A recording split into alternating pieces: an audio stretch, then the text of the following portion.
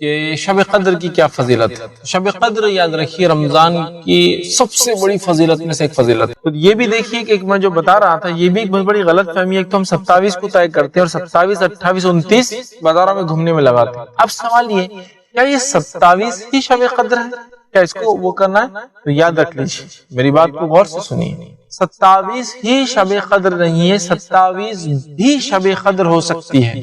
مطلب یہ ہوا کہ 27 بھی کچھ اور راتیں بھی ہیں جو شب قدر ہو سکتی ہے، 27 بھی ہو سکتی ہے لیکن 27 ہی نہیں ہے۔ یاد رکھیں ہمارے پاس بر صغیر میں، انڈیا میں، پاکستان وغیرہ میں یہ طے کر لیا ہم کہ 27 ہی شب قدر ہے، جبکہ 27 بھی شب قدر ہو سکتی ہے۔ تو شب قدر کون سی رات ہے پھر؟ تو آئیے نبی اکرم صلی اللہ علیہ وسلم کو شب قدر کی تاریخ بتائی گئی۔ سورہ قدر کی تفسیر ابن کثیر میں آپ دیکھ لیجیے۔ نبی اکرم صلی اللہ علیہ وسلم اس تاریخ کو ڈکلیئر کرنے باہر نکلے، مسجد سے باہر نکلے، دو لوگوں میں فائٹنگ چل رہی تھی، جھگڑا چل رہا۔ جب ان کی فائٹنگ ختم ہوئی، چھڑایا گیا، آپ صلی اللہ علیہ وسلم فرمایا مجھے شب قدر کی تاریخ بتا دی گئی تھی لیکن اس جھگڑے کی وجہ سے وہ تاریخ مجھ سے بھلا دی گئی، اب اس کو تم تلاش کرو۔ ٹھیک ہے، پھر صحابہ نے آپ صلی اللہ علیہ وسلم نے بیان کو تلاش کرو۔ صحابہ نے کہا ہم کیا پوری سال میں کیسے تلاش کریں، کون سی تاریخ؟ پھر کہا اسے رمضان میں تلاش کرو، پھر کہا رمضان کے آخری عشرے میں تلاش کرو، اور پھر کہا رمضان کے آخری عشرے کی طاق راتوں میں، آڈ نائٹس میں تلاش کرو۔ تو شب قدر جس میں قرآن نازل ہوا تھا یہ کون سی رات ہے؟ اب ہم کو ڈھونڈنا ہے۔ وہ 21 کی رات بھی ہو سکتی ہے، وہ 23 کی رات بھی ہو سکتی ہے، وہ 25 کی رات بھی ہو سکتی ہے، وہ 27 کی رات بھی ہو سکتی ہے، اور وہ 29 کی رات بھی ہو سکتی ہے۔ 5 راتوں میں سے کوئی ایک رات ہے شب قدر۔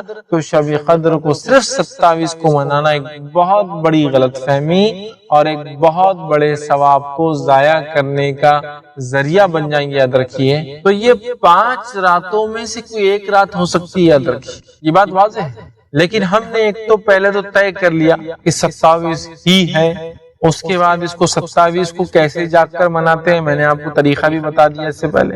مطلب یہ آخر کیا؟ دیکھیے اصل نبی اکرم صلی اللہ علیہ وسلم نے کچھ صحابہ کو کچھ باتیں بتائی تھی، یہ ہو سکتی ہے، یہ ہو سکتی ہے، یہ علامت ہو سکتی ہے۔ تو کچھ صحابہ کے ساتھ 27 کو علامت ہوئی، کچھ کے ساتھ 21 کو علامت ہوئی، سمجھ رہے آپ؟ لیکن ہمارے پاس 27 کو بڑا مضبوطی سے پکڑ لیا گیا ہے، حالانکہ ایک علامت 21 کی بھی بڑی واضح ہے۔ ایک صحابی کو آپ صلی اللہ علیہ وسلم فرمایا جب تم قدر جس رات ہوں گی اس روز بارش ہوگی، اور وہ کہتے اس رات میں مسجد نبوی میں نماز پڑھ رہا تھا، اور چونکہ مسجد نبی کھجور کے پتے ڈالے ہوئے تھے، پانی ٹپکا، اور جہاں میں سجدہ کر رہا تھا وہاں نمی آ گئی، مطلب گیلا پن آ گیا۔ تو 21 کی رات بھی ہو سکتی، 25 بھی ہو سکتی، 23 بھی ہو سکتی، 27 بھی، 29 بھی، لیکن ہمارے پاس نہ جانے کیوں 27 کو بڑا مضبوطی سے پکڑ لیا گیا ہے اور ڈکلیئر کر دیا گیا شب قدر، مطلب نون۔ یہاں صحابہ پوری زندگی آخری عشرے میں اس رات کو تلاش کر رہے ہیں، اور ہم انڈینز یہ کہہ رہے ہیں الحمدللہ ہم کو 27 دے دی گئی، اب آپ جو ہے جا کر ڈھونڈتے رہیے، ہم کو پتا چل گیا۔ تعجب، امیزنگ۔ مطلب جبرائیل علیہ السلام ظاہر سی بات ہے آپ کو وہی لاتے تھے اور بتاتے تھے، آپ نے بتا دیا آخری عشرے میں تلاش کرو، اب آخری عشرے میں تلاش کرو اور ہم کہہ رہے نہیں ہم کو پتا چل گیا۔ تو کیا نبی اکرم صلی اللہ علیہ وسلم نے ہم کو نہیں بتایا اور ہم کو بعد میں پتا چل گیا، یہ بولنا چاہ رہے ہیں ہم لوگ؟ قطعاً نہیں ہو سکتا ہے۔ نبی اکرم صلی اللہ علیہ وسلم نے جب یہ کہا کہ آخری عشرے کی طاق رات میں تلاش کرو، تو پھر یہ کون ہوتا ہے 27 کو ڈکلیئر کرنے والا؟ 27 بھی ہو سکتی ہے لیکن 27 ہی نہیں ہے، اس بات کو بھی ہمیں سمجھنا ہے۔ تو لہٰذا ہمیں کیا کرنا ہے؟ تلاش کرنا ہے، تلاش کرنا ہے۔ 5 راتوں میں سے ایک رات، گویا 5 راتوں کو جاگنا ہے اور 5 راتوں کو مغرب سے لے کر فجر تک عبادت کرنا ہے، تاکہ ہمارا رب ہم سے راضی ہو جائے، اور تاکہ انشاءاللہ العزیز ہمیں جو ہے 1000 مہینوں سے افضل جو رات کو کہا گیا، 1000 مہینوں سے زیادہ عبادت کرنے کا ثواب اور اجر ملے۔ یہ بات کے لیے ہم کو بہت کوشش کرنی ہوگی، یاد رکھیں۔ تو یہ رات کو ہم معمولی سمجھ کر ضائع نہ کر دے، یاد رکھیں، بلکہ اس کی پریپریشن کرے، تیاری کرے اور اس کو تلاش کرے۔ 5 میں سے وہ کون سی رات ہے؟ 5 کو جاگے انشاءاللہ جی۔ جب انسان 5 کو جاگ لیں گا تو شور ہے 5 میں سے کوئی ایک شب قدر تھی۔ اور کچھ علماء نے لکھا شب قدر کی جو علامت حدیث میں بتائی گئی، ہو سکتا ہے ایک رات اس دن آئے لیکن ہو سکتا ہے اگلے سال وہ شب قدر اراؤنڈ دوسرے اس میں چلے جائے. ہو سکتا ہے نا کوئی یہ کہے کہ رات میں بارش ہوگی، علامت ہے آج بارش ہوئی، 23 رات تھی آج، تو 23 کو ہر سال آتی ہے؟ نہیں، علماء کہتے ہیں گھومتی بھی ہے رات، فکس نہیں ہے. کبھی ہو سکتا ہے 21 کو ہو جائے، کبھی ہو سکتا ہے 23 کو، کبھی ہو سکتا ہے 25 کو، 27 کو، ایسا بھی کہا جاتا ہے. واللہ اعلم، جو بھی صحیح بات ہو، لیکن یہ بات تو طے ہے کہ ہمیں قیامت تک اس کو تلاش کرنا ہے، اور کوئی طے نہیں کر سکتا کوئی ایک رات، بلکہ 5 میں سے ایک ڈھونڈ کر اس میں خوب عبادت کر کے اپنے رب کو راضی کرنا ہے. تو گویا عام زبان میں کہوں تو 5 رات جاگنے کا ثواب 80 سال کے برابر، مطلب 1000 مہینوں سے افضل ہو رہا ہے، کیونکہ ہم کو پتا نہیں نا کون سی ہے، لیکن وہ ایک ہی ہے. لیکن تلاش کرنا، جب تلاش کرے گا انسان تو 1000 مہینوں کا ثواب پائیں گا 5 راتوں کو جاگ کر عبادت کرنے کا. جزاکم اللہ خیر. یہ بھی ہے کہ بولتے ہیں کہ تنزل الملائکۃ والروح، اترتے رات جو ہے جبرائیل علیہ السلام اور فرشتے، تو وہ کہتے ہیں چونکہ فرشتے جبرائیل علیہ السلام آتے ہیں تو ہم گھروں پہ جھنڈے لگائیں گے تاکہ انہیں پتہ چل جائے کہ مسلمان کا گھر ہے. اب یہ بات کہاں سے نکالی؟ اللہ رحم کرے، کیا فرشتوں کو یہ جھنڈے ونڈے بتانے کی تھوڑی ضرورت ہے؟ فرشتوں کو اللہ تعالیٰ علم دیتا ہے کہ کیا ہے کون مومن بندے کون نہیں. یاد رکھیں جی ٹھیک ہے، ان کو تو کچھ ایسی بھی صلاحیتیں اللہ نے دے رکھی ہے کہ مومن بندہ جب نیکی کرتا ہے تو اللہ انفارم کر دیتا ہے ان کو، اور وہ نیکی کو لکھ لیتے ہیں، خالی دل میں سوچتا ہے. تو یہ بھی صلاحیتیں دے رکھی ہے اللہ نے. تو لہٰذا شب قدر کو ضائع کرنے کا طریقہ جھنڈے لگانا، رونقیں کرنا، مسجدوں کو سجانا، مسجدوں میں پھول لگانا، مسجدوں کو لائٹنگ لگانا، مسجدوں کو رنگ روغن کرنا، راستوں پہ لوگوں کو کھانا کھلانا روک روک کر. ٹھیک ہے، اپنی عبادت کرنا ہے بھائی، یہ روک روک کر کھانا کھلا رہے ہیں آپ. ٹھیک ہے، اسی طرح جو ہے لوگ جو ہے مختلف قسم کے پروگرامز کرتے ہیں، بازاروں میں گھومتے ہیں، گھروں کو سجاتے ہیں. یہ تمام چیزیں نہیں ہیں بھائی. اس رات عبادت کرنا ہے، اور عبادت ایک مخصوص چیز ہے.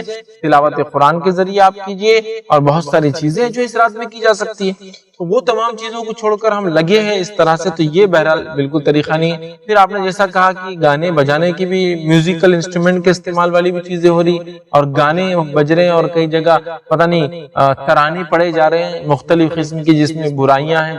اللہ رحم کرے. تو یہ ساری چیزوں کے ذریعے ہم اس رات کو جو ہے ضائع کر دیتے، جب ہمیں اگر یہ رات ملتی ہے تو اس میں عبادت کر کے اپنے رب کو راضی کرنا چاہیے. دیکھیے جو آپ نے سوال کیا کہ شب قدر کو ہم کیا عبادت کریں، بڑا اہم سوال ہے، کیا کیا کرے شب قدر. تو اب میں نے جیسا بتایا رات شروع ہوتی ہے مغرب سے لے کر تو فجر تک. تو اس میں 2 نمازیں تو آ گئی، مغرب آ گئی، سورج غروب ہو گیا، رات چالو ہو گئی، مغرب آ گئی اور عشاء آ گئی. اس کے علاوہ رمضان کا مہینہ ہے، تراویح ہم پڑھتے ہیں، تو تراویح کی نماز بھی اس میں شامل ہوگی، مطلب قیام جس کو کہیں گے، رات کی نماز جس میں ہم کھڑے ہو رہے ہیں وہ بھی شامل ہوگی. اس کے علاوہ ہم تہجد پڑھ سکتے ہیں جو کہ سب سے افضل نفل عبادت ہے. ٹھیک ہے، عبادتوں کے اندر تو تہجد ہم پڑھ سکتے ہیں. اس رات کے اندر ہم ایک حصہ تلاوت قرآن کر سکتے ہیں، مطلب ایک حصہ فجر. اچھا یہاں پہ رک کے میں ایک بات بتاؤں گا، تراویح بھی پڑھنا ہے اور پھر اس کے بعد تہجد. دیکھیے تراویح اور تہجد قیام اللیل یہ ایک ہی نماز ہے جس کے وقت تبدیل ہونے سے نام بدلتے ہیں. اگر عشاء کی بات پڑھ لی جائے تو تراویح، رات کے کسی حصے میں پڑھی جائے قیام اللیل، اور آخر وقت میں پڑھی جائے تو تہجد کہا جاتا ہے رات کے.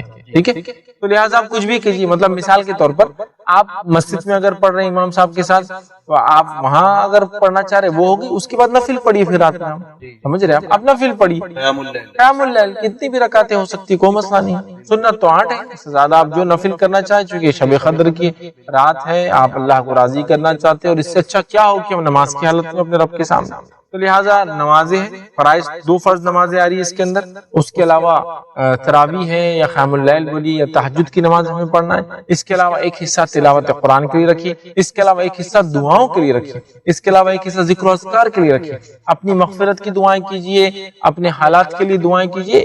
ایک زرین موقع ہے دعاؤں کا، یاد رکھیے، مغفرت طلب کرنے کا دعاؤں کی شکل میں. یہ تمام کام ذکر و اذکار، دعائیں، تلاوت قرآن، رات میں نماز، یہ ساری چیزیں انشاءاللہ عزیز ہم کر سکتے ہیں. دیکھیے یہ بھی ہو سکتا ہے کہ اس رات کا یہ فائدہ اٹھا لیا جائے کہ کسی عالم سے کچھ دینی بات سیکھ لی جائے تاکہ انسان اس پر عمل کرے. یہ ہو سکتا ہے، لیکن پوری رات ہی نہ ہو کہ مغرب سے لے کر آپ فجر تک کی درس سن رہے ہیں. لیکن یہ بھی ہو سکتا ہے چونکہ پوری رات کنٹینیوسلی نماز پڑھنا ہی ممکن نہیں ہے، قرآن پڑھنا بھی نہیں، لہٰذا کچھ دیر آپ کو ایسا درس کہیں ہو رہا ہے تو اس کو بھی سن لے سکتے ہیں. یہ بھی انشاءاللہ اس میں شامل ہو جائیں گے. آپ یہ کام بھی بہرحال اس میں کر سکتے ہیں. اور دیکھیے خواتین کا جہاں تک معاملہ ہے اور شب قدر کا تعلق ہے تو مرد اور خواتین دونوں کو ظاہر سے اپنی مغفرت کا سامان اس دنیا میں جمع کرنا ہے. خواتین کس طرح سے کریں؟ خواتین کے پیچھے دیکھیے بہت سارے کام ہوتے ہیں جن کی وجہ سے زیادہ گھر کے کام مصروف ہوتی ہے. جی خاص طور سے رمضان ہے تو سحری کی تیاری ہے، افطار کی تیاریاں ہیں، اس کے بعد بچوں کی تعلیم تربیت کا بھی معاملہ ہے، پھر کبھی کبھار ان کی مخصوص ایام ہونے کی وجہ سے وہ فرائض سے دور ہوتی ہے، روزہ نہیں رکھ پاتی، نماز نہیں، تو یہ کیسے عبادت کر شب قدر؟ سب سے پہلے تو میں گزارش کروں گا گھر کی خواتین سے کہ وہ خواتین کیا کرے، پول بنائے۔ ایسا ہوتا ہے کار کسی کے پاس محلے میں تو کار پول بناتے ہیں، مطلب ایک آدمی کی کار ہے، 2-3 لوگ ساتھ جاتے ہیں۔ خواتین بھی کیا کرے گھر میں، مثال کے طور پر بچے ہیں، اب ظاہر سی بات ہے پوری عورتیں اگر عبادت کریں گی تو بچوں کو کیا ہوگا، ایسا ذمہ لے لے کہ رات کے کچھ حصے میں کچھ عورتیں کچھ بچوں کو دیکھیں گی، اگر جاگ رہے ہیں، چھوٹے ہیں، دودھ ان کو دینا ہے رات میں، تو گھر میں مطلب بچے ایک جگہ سلائے جائیں تاکہ ایک خاتون سمجھ لی شروعات کے ابتدائی رات کے حصے میں سلانے کا ذمہ لے، سلانے کے بعد ایک خاتون ان کی دیکھ بھال کرے، ایک خاتون فلاں کرے، اور باقی لوگ اپنی عبادت کرتے رہے، مطلب کچھ نہ کچھ کر کے اپنی ذمہ داریوں کو ایک دوسرے پر بانٹ دے۔ تو ایک عورت اگر روز کھانا بنائیں گی تو پوری رات چلے جائیں گے، لیکن اگر یہ بانٹ لے کہ مثال کے طور پر سحر کی تیاری تو آپ آٹا گھون لیجئے، آج میں روٹی ڈال دوں گی، آپ سالن کر لیجئے، عبادت بھی چالو ہے، کام بھی ڈسٹریبیوٹ کر لیے، بچوں کی ذمہ داری بھی ڈسٹریبیوٹ ہوگی، عبادت بھی ہوگی۔ اس پہ وہ خواتین جو نماز اور روزہ نہیں کر رہی ہے رمضان میں ان کے مخصوص ایام کی وجہ سے، تو وہ خواتین یہ کر سکتی ہے، چونکہ ان کے اوپر نماز بھی نہیں ہے، کچھ نہیں، وہ تھوڑا زیادہ وقت خالی رکھتی ہے، تو وہ چونکہ ان کو نماز بھی نہیں پڑھنا ہے، نہ نفل پڑھنا ہے، نہ فرض پڑھنا ہے، نہ ہی ان کو روزہ رکھنا ہے، وہ خاتون بچوں کا تھوڑا زیادہ خیال رکھ لے، وہ خاتون کوشش کرے کہ کھانا وغیرہ وہ بنا کے دے دے شہر میں، تاکہ یہ خواتین جو پاکیزہ حالت میں وہ عبادت کر لے۔ اسی طرح وہ خواتین جو اپنے مخصوص ایام میں ہیں، وہ روزہ نہیں رکھ رہی، نماز نہیں پڑھ رہی ہے، لیکن وہ ذکر اذکار کر سکتی ہے، یاد رکھ، بالکل ان کو نماز سے منع کیا گیا، روزے سے، لیکن ذکر و اذکار سے نہیں، یاد رکھ، ذکر و اذکار وہ اس حالت میں بھی کر سکتی ہے، اللہ کو راضی کر سکتی ہے، دعائیں کر سکتی ہے، مغفرت کی دعائیں کر سکتی ہے، استغفار کر سکتی ہے، توبہ کر سکتی ہے اللہ تعالیٰ سے، ٹھیک ہے، اور اللہ سے دعائیں مانگ سکتی ہے گڑ گڑا کر، یہ ساری چیزیں تو ہو سکتی ہے۔ لہٰذا وہ خواتین بھی اس رات کا فائدہ اٹھائے جو روزے اور نماز نہیں کر رہی، وہ خواتین بھی اٹھائے جو بچے والی ہیں، وہ خواتین بھی فائدہ اٹھائے جن کو رات میں ذمہ داریاں کھانا وغیرہ پکانا ہے، لیکن اگر یہ ایک دوسرے پہ ذمہ داریاں بانٹ لے، سب مل کے تھوڑا تھوڑا کام کرے، تو انشاءاللہ عزیز ہماری عورتیں قدر بھی پا سکتی آسانی سے۔ ورنہ بہت ساری عورتیں کمپلین کرتی ہیں، ارے مولوی صاحب پورا کام رات بھر ہوتا ہے، مجھے سب گھر کا بنانا ہے، لیکن کچھ راتوں میں یہ جو قدر کو پانے کا مسئلہ ہے، اس میں ڈسٹریبیوشن آف ورک ہو، کام کو بانٹا جائے، سب مل کر کرے، قدر کی قدر مل جائے، کام کا کام کنٹینیو ہوتا رہے، بہرحال یہ دونوں چیز ایک ساتھ ہو سکتے ہیں۔ جزاکم اللہ خیر۔ پھر صاحب لیلۃ القدر کی اور کیا فضائل ہیں، کچھ خاص اور جو اہم؟ جی دیکھیے، لیلۃ القدر کے تو جو فضائل آتے ہیں ان میں سے ایک فضیلت یہ بھی ہے، میں آپ کے سامنے جو حدیث رکھتا ہوں، نبی اکرم صلی اللہ علیہ وسلم کی ایک روایت ہے، آپ نے فرمایا اور کہا، جو متفق علیہ صحیح بخاری و صحیح مسلم کی حدیث ہے، آپ نے فرمایا، ابو ہریرہ رضی اللہ عنہ حدیث کے راوی وہ کہتے ہیں، رسول اکرم صلی اللہ علیہ وسلم نے فرمایا، جس نے لیلۃ القدر میں ایمان کے ساتھ ثواب کی نیت سے قیام کیا، بالکل دو باتیں آئی، جس نے لیلۃ القدر میں ایمان کے ساتھ ثواب کی نیت سے قیام کیا، مطلب لیلۃ القدر میں نماز پڑھنا، نفل رات کی نماز پڑھنے کی کیا فضیلت ہے؟ تو آپ نے فرمایا، جس نے لیلۃ القدر میں ایمان کے ساتھ ثواب کی نیت سے قیام کیا، غفر لہ ما تقدمت من ذنبک، اس کے پچھلے تمام گناہ معاف ہو جاتے ہیں، سبحان اللہ، یہ اس کی فضیلت ہے، اس کے پچھلے تمام گناہ معاف ہو جاتے ہیں، جس نے قیام اللیل مطلب رات کی نماز پڑھی شب قدر میں، اس کے پچھلے سارے گناہ معاف ہو جاتے ہیں۔ تو یہ کتنی بڑی فضیلت ہے کہ جو شب قدر کو پا کر اس میں رات میں قیام کرے، نماز پڑھے، اس کے پچھلے گناہ معاف ہو جاتے ہیں۔ تو اس سے پتہ چلا کہ شب قدر میں قیام کرنا یہ خاص عبادت ہے، جس کا نتیجہ یہ ہے کہ اگر قدر پا لی، قیام کر لیا، رات کی نماز پڑھ لی، تو اللہ رب العزت پچھلے سارے گناہوں کو معاف کر دیتا ہے۔ میں سمجھتا ہوں کتنی بڑی بات ہے، ایک تو 1000 مہینوں کی عبادت کا ثواب، پھر پچھلے سارے گناہ کی معافی کا ثواب، اس سے بڑا، اس سے گولڈن، اس سے اچھا آفر میں سمجھتا ہوں ہو ہی نہیں سکتا۔ پچھلے معاف کرا لو اور آنے والے 1000 مہینوں کا ثواب بھی پا لو، الحمدللہ، ڈبل آفر، بالکل۔ شب قدر کو پانا ہے، خاص طور سے نماز پڑھنا ہے، قیام کرنا ہے، تو پچھلے سارے گناہ معاف ہوتے ہیں، لیکن کنڈیشن شب قدر ہو، ایمان کے ساتھ ہو، اور اس نیت سے انسان جو ہے خالص نیت کے ساتھ، کیا فرمایا، ثواب کی نیت سے قیام کرے۔ آپ نے بتایا پچھلے گناہ معاف ہو جائے، تو پچھلے گناہ معاف ہونے سے مراد کیا ہے؟ کیا سارے گناہ معاف ہو جاتے ہیں یا صغیرہ گناہ معاف ہوتے ہیں، کبیرہ گناہ باقی رہتے ہیں؟ دیکھیے کبیرہ گناہ تو بغیر توبہ کے معافی نہیں ہوتے ہیں، یہ صغائر ہے، اچھا صغیرہ ہی ہوتے ہیں. جیسا کہ ایک وضو سے دوسرے وضو کے بیچ میں وضو گناہ ختم کر دیتا ہے، ایک نماز سے دوسری نماز کے بیچ کے گناہ ختم ہو جاتے ہیں. 9 ذی الحجہ کا روزہ رکھے اس کے جو ہے 2 سال کے گناہ معاف ہو جاتے ہیں. جو محرم کے 2 روزے رکھے 9 10 یا 10 11 کا اس کے 1 سال کے گناہ معاف ہوتے ہیں. یہ تمام باتیں جو آتی ہے یہ صغائر کے تعلق سے ہوتی ہے. بس صغیرہ گناہ چھوٹے گناہ، لیکن کبائر جو ہوتے بغیر توبہ کے معاف نہیں ہوتے. لہٰذا اس سے مراد صغیرہ گناہ تو پچھلے سارے صغائر ہمارے ختم ہو سکتے ہیں اس عمل کی وجہ سے. اللہ عالم سوا علماء کے اس میں اور بھی اقوال ہے، لیکن جو صحیح وہ یہی بات ہے کہ پچھلے سارے چھوٹے گناہ انشاءاللہ ہمارے اس میں معاف ہوتا ہے. جزاکم اللہ خیر. فیض صاحب، لیلۃ القدر میں کیا کوئی ایسی کوئی خاص دعا اللہ کے رسول صلی اللہ علیہ وسلم نے ہمیں بتائی ہے جو ہمیں پڑھنی چاہیے؟ شب قدر میں دعا کے تعلق سے ایک روایت اس طرح سے آتی ہے، یہ جامع ترمذی کی روایت ہے. مائی عائشہ رضی اللہ عنہا فرماتی اور کہتی ہے کہ نبی اکرم صلی اللہ علیہ وسلم سے انہوں نے سوال کیا کہ اگر میں شب قدر پا لوں تو کون سی دعا پڑھوں؟ تو نبی اکرم صلی اللہ علیہ وسلم فرمایا اور کہا کہ تم یہ کہو، اور دعا کے الفاظ یہ اللہم انک عفو، یا اللہ تو معاف کرنے والا ہے. اللہم انک عفو تحب العفو فاعف عنی، اے اللہ تو معافی کو پسند کرنے والا ہے، معاف کرنے والا ہے اور معافی کو پسند کرتا ہے، اور میرے گناہوں کو تو معاف کر. یہ دعا سکھائی اللہم انک عفو تحب العفو فاعف عنی، اے اللہ تو معاف کرنے والا ہے، معافی کو پسند کرتا ہے، لہٰذا مجھے معاف کر دے. یہ خاص دعا نبی اکرم صلی اللہ علیہ وسلم نے سکھائی کہ اگر کوئی شخص شب قدر پائے اس دعا کو وہ ضرور بھی ضرور پڑھے تاکہ ہمارے گناہ معاف ہو جائے. جزاکم اللہ خیر. اس دعا سے تو، اس دعا کے الفاظ سے تو ایسا لگتا ہے کہ یہ سب سے بڑی مغفرت والی رات ہے. اس کے الفاظ میں ہر لفظ میں معافی کا ہی لفظ ہے. یا اللہ تو معاف کرنے والا ہے، معاف کرنے معافی کو پسند کرتا ہے، لہٰذا مجھے معاف کر دے. ظاہر سی بات ہے یہ رات اپنی مغفرت کی بھی ہم بنا سکتے ہیں، اور یہ دعا ہم کر رہے ہیں. یہ دعا خود بتا رہی ہے کہ اس رات میں ہم اللہ سے دعا کر کے مغفرت بھی طلب کر سکتے ہیں. بالکل بالکل. جزاکم اللہ خیر. عورتوں کے تعلق سے آپ نے بتایا کہ وہ کس طرح اس رات کی عبادت کریں، کس طرح اپنے کام کو، جاب کرتے ہیں، کام کرتے ہیں کسی کے پاس، وہ کوشش یہ کرے کہ اپنا روٹین چینج کر دے. فار ایگزامپل وہ رات میں سوتے ہیں، صبح جاب کو جاتے ہیں، ٹھیک ہے، کوشش یہ کرے کہ رات میں جتنا ہو سکتے جاگے، تھوڑا کم سوئے، صبح اٹھ کے جاب کر کے آئے، اور جاب کے بعد پھر اپنی نیند کو پوری کر لے. ایک طریقہ یہ ہو سکتا ہے. ایک پوری رات جاگ کر تو کوئی جاب نہیں کر سکتا، یہ بات اپنی جگہ طے ہے، لیکن اگر روٹین ہی پورا چینج کر دیا جائے تو یہ ہو سکتا ہے. مطلب ہے کہ انسان ظہر کے بعد سے یا سویا سر تک اثر پڑے، پھر اس کے بعد سویا مغرب، پھر اس کے بعد پھر جاگے، پھر رات بھر عبادت کرے، پھر صبح ڈیوٹی کرے، چینج.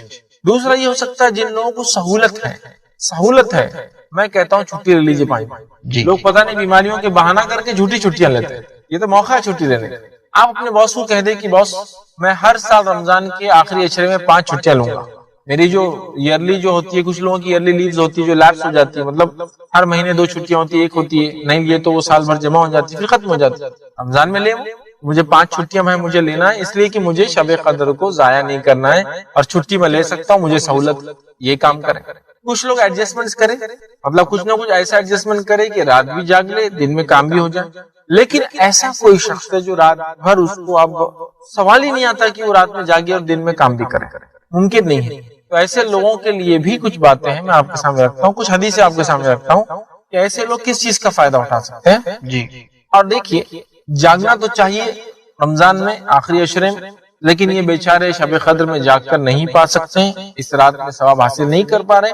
تو ایسے لوگوں کے لیے آئیے ایک روایت ہے جو جامع ترمذی کی حدیث ہے، اور ابو ذر غفاری رضی اللہ عنہ اس کے راوی وہ کہتے ہیں کہ رسول اکرم صلی اللہ علیہ وسلم نے فرمایا اور کہا جس نے رمضان میں امام کے واپس ہونے تک امام کے ساتھ قیام کیا، مطلب امام نے جتنی دیر نماز پڑھی اتنی دیر نماز پڑھی، اس نے امام کے ساتھ قیام کیا، یعنی نماز تراویح وغیرہ باجماعت پڑھی جب تک وہ نماز پڑھ رہا تھا، اس کے لیے ساری رات قیام کا ثواب لکھا جاتا ہے. الحمدللہ. اب کوئی انسان مجبور ہے، جاب کے بغیر کام ہو نہیں سکتا، چھٹی مل نہیں سکتی، سہولت نہیں ہے، کیا کرے؟ رات میں امام کے ساتھ مکمل قیام کرے، پھر سو جائے. انشاءاللہ فجر میں اٹھیں گا، فجر میں اٹھنا ضروری ہے ورنہ نہیں ملیں گا پھر ثواب. فجر میں اٹھ جائیں گا تو انشاءاللہ اس کو رات بھر عبادت کا ثواب ملے گا، لیکن یقیناً اتنا نہیں ملے گا جتنا جو پوری رات جاگ رہا ہے اور قیام بھی کر رہا ہے اس کو ہوگا۔ تو لوگ رات میں قیام بھی کرے رات میں جاگ رہے ہیں ان کو تو زیادہ ہی ہوگا، لیکن دل چھوٹا نہ کرے ایسے لوگ جو ممکن نہیں ہے، سب کوئی بیمار ہے گھر میں نہیں جا سکتا رات بھر، صبح جانا ہے ہاسپٹل میں رہنا ہے ان کے ساتھ، تو رات میں قیام کر لے پھر سو جائے، انشاءاللہ اس کو پوری رات اجر ملے گا۔ اسی طرح ایک اور روایت صحیح مسلم کی روایت ہے، عثمان بن عفان رضی اللہ عنہ فرماتے اور کہتے ہیں کہ رسول اللہ صلی اللہ علیہ وسلم کو انہوں نے فرماتے ہوئے سنا، جس نے عشاء کی نماز با جماعت ادا کی گویا اس نے نصف رات قیام کیا، اور جس نے عشاء با جماعت ادا کرنے کے بعد صبح کی نماز مطلب فجر کو با جماعت پڑھ لیا گویا اس نے ساری رات قیام کیا۔ تو یہاں یہ پتا چلا کہ جو عشاء پڑھ لے، ٹھیک ہے، سو جائے اور پھر فجر پڑھ لے تو پوری رات قیام کرنے کا اجر مل جاتا ہے۔ لہذا شب قدر کے لیے بھی تو یہ لاگو ہے، لیکن ہاں جو رات میں جاگ کر عبادت کرے اس کو تو اسپیشل پریویلیج، اسپیشل ثواب ہے، لیکن جو لوگ مجبور ہیں وہ دل چھوٹا نہ کرے، رات میں عشاء پڑھے، قیام کرے، صبح فجر پڑھے، انشاءاللہ جس انہیں بھی جو ہے رات بھر جاگنے کا ثواب ملیں گا۔ اور پھر اللہ تعالیٰ تو نیتوں کو دیکھتا ہے، جس کی نیت خالص تھی کہ وہ اللہ کے لیے عبادت کرے لیکن نہیں کر پایا تو بھی اللہ رب العزت انشاءاللہ اس کے فضل جود اور کرم سے اس کو بھی اجر شب قدر کا دے سکتا ہے۔ جزاکم اللہ خیر۔ آپ نے بتایا کہ جب تک امام قیام کرے، جب تک رات میں جب تک امام قیام کرتا ہے جب تک قیام کرے، پھر اس کے بعد سو جائے، پھر فجر کی نماز با جماعت پڑھے تو انشاءاللہ اس کو پوری رات عبادت کرنے کا ثواب ملے گا۔ تو عام طور پہ دیکھا گیا کہ شب قدر میں تراویح کی نماز تو عشاء کی نماز کے بعد ہو جاتی ہے، بٹ لیکن وتر کی نماز ہے جو آخری پہر میں پڑھی جاتی ہے، وہ بھی جماعت کے ساتھ۔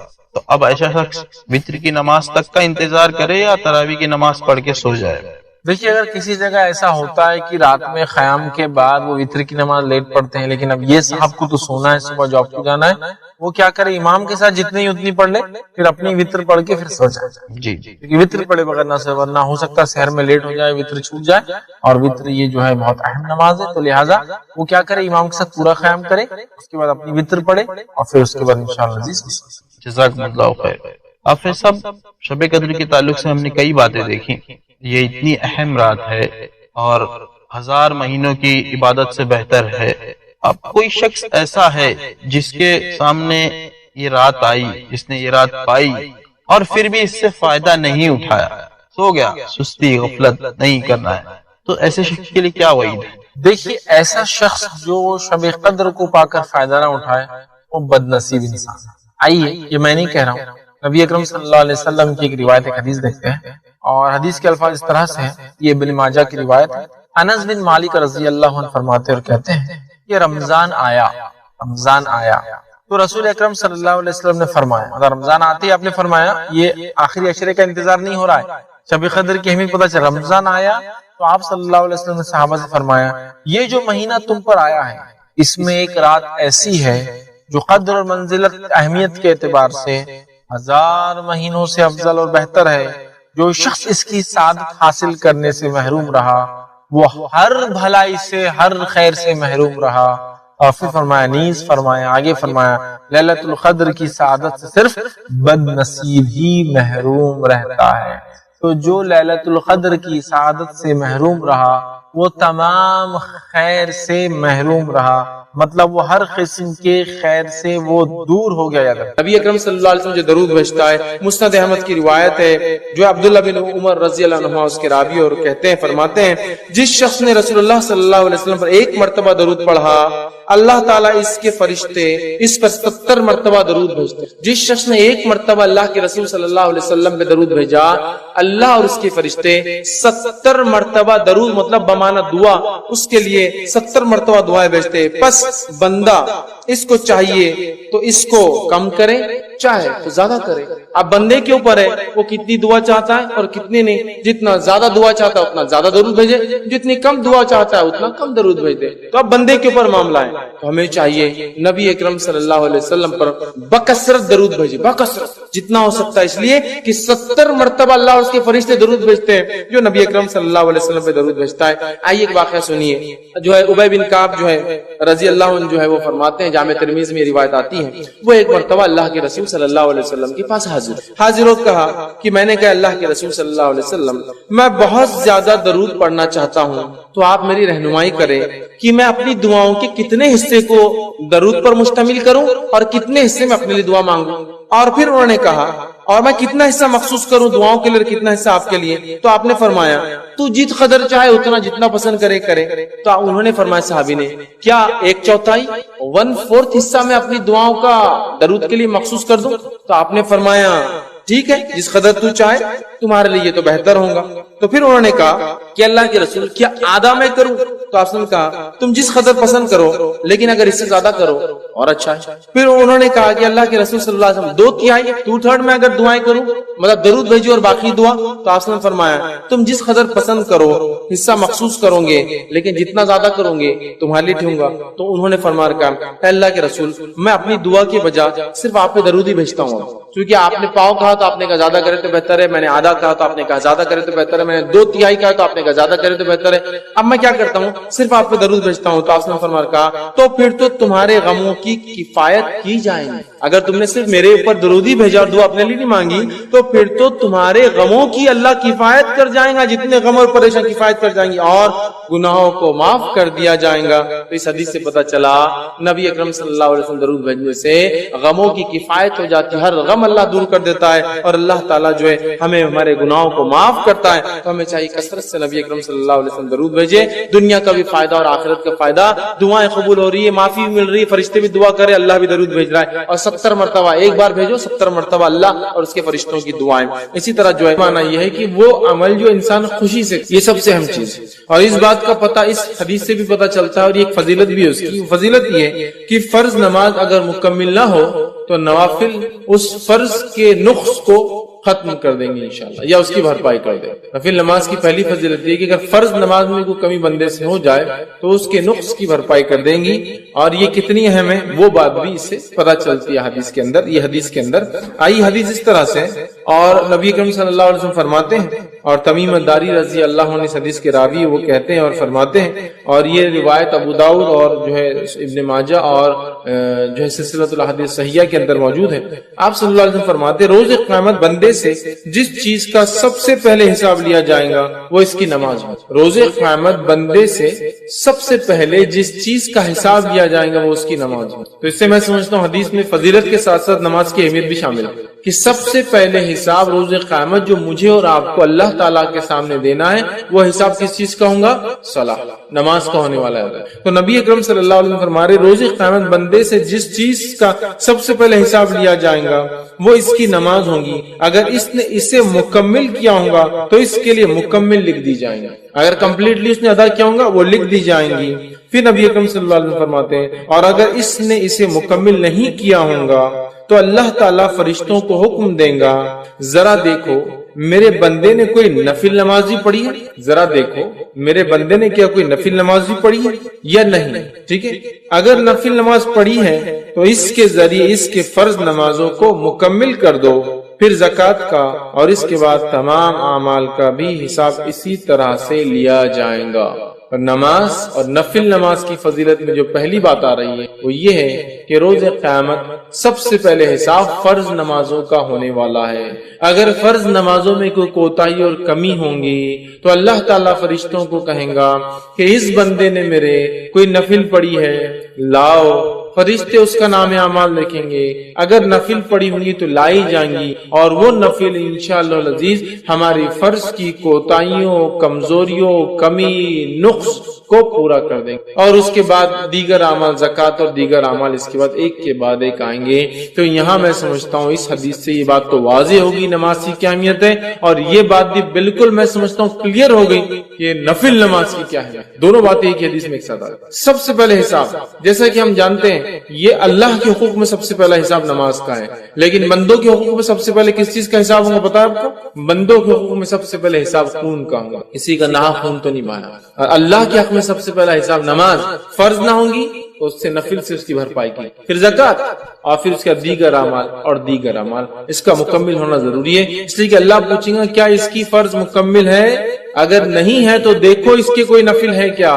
تو لہٰذا اگر نفل نماز میں اور آپ پڑھتے ہیں تو خود بخود فرض نمازوں کے نقص کو ہم پورا کر رہے ہیں ایک طرح سے. مطلب یہ نمازیں انشاءاللہ عزیز ہمارے فرض میں کوئی کمی کوتاہی، خشوع میں، خضوع میں، قبولیت میں، یا پھر اس کی ادائیگی میں سنتوں کے چھوڑنے کی وجہ سے یا کسی اور قسم کا نقص یا کمی یا چھوٹ گئی ہوگی تو انشاءاللہ العزیز یہ نفل ضرور بھی ضرور اس کی تکمیل، اس کو پورا کرنے میں انشاءاللہ سپورٹیو ہوں گی، فائدہ مند ثابت ہوں گی. حدیث میں واضح الفاظ ہے، اللہ فرمائیں گا دیکھو اس کی کوئی نفل ہے کیا اگر فرض پوری نہیں ہے، اور پھر نفل دیکھی جائیں گی تو اس کے ذریعے اس کے فرض نمازوں کی کو مکمل کر دیا جائے گا. اب فرض نمازیں کیوں مکمل نہیں؟ کئی وجوہات ہو سکتی، پڑھی نہیں سرے سے، خشوع اور خضوع نہیں تھا، کمزوری رہ گئی، پڑھی لیکن سنتوں کے مطابق، کچھ بھی ہو سکتا ہے. تو یہ نفل انشاءاللہ عزیز اس نماز کی تکمیل کے لیے ہمارے کام آئیں گی. تو اس بات کو ہم ذہن میں رکھیں اور خوب سے خوب نفل ادا کریں، اس نیت سے نہیں کہ فرض چھوٹ جائے تو وہ ہو جائیں گے، اس لیے کہ اللہ ہم سے راضی ہو.